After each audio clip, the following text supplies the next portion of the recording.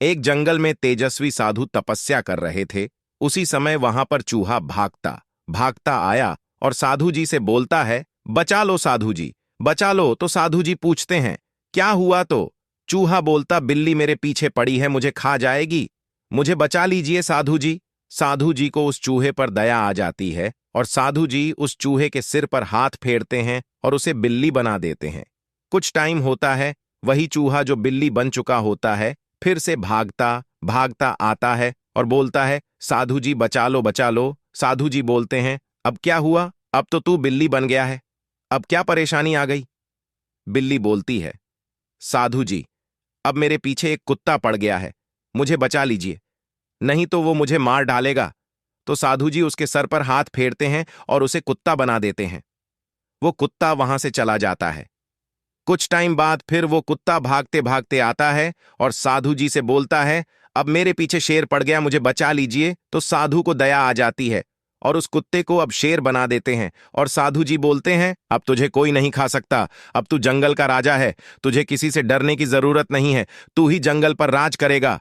कुछ टाइम होता है, साधु जी तपस्या में लीन थे और तभी वहां पर शेर आ जाता है और चिल्लाने लगता है, साधु जी बचाओ बचाओ।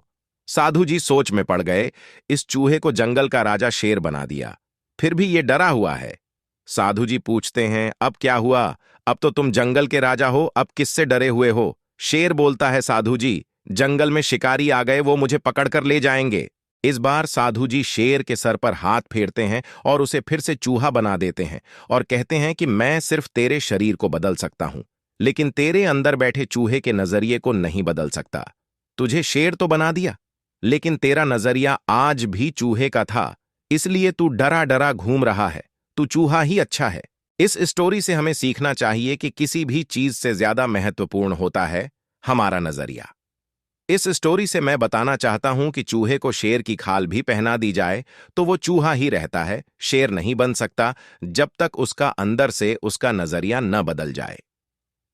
जैसे कि चूहे को शेर बनाने के बाद भी डरा हुआ था, क्योंकि उसका नजरिया चूहे का था।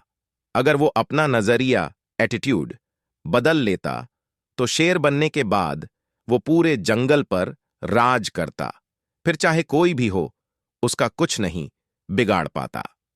अगर आपको यह वीडियो अच्छी लगी हो तो वीडियो को लाइक कमेंट शेयर जरूर करें। ऐसी वीडियो और देखने के लिए हिंदी कहानी चैनल को सब्सक्राइब कर ले। धन्यवाद।